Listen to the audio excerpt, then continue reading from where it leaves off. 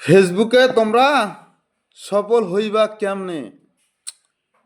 2000 follower হইলে million মেলা করো, 5000 ফলোয়ার হইলে সেলিব্রেশন লাইভ করো, 7000 ফলোয়ার হইলে বাবুরে বাবু যেই অবস্থা, শরীরের কন্ডিশনের যে স্টাইল, ওরে কথা ঢং, বিশ্বের সেরা সেলিব্রিটি, বিশ্বের সেরা সেলিব্রিটি ভাব দেখাইতেছো।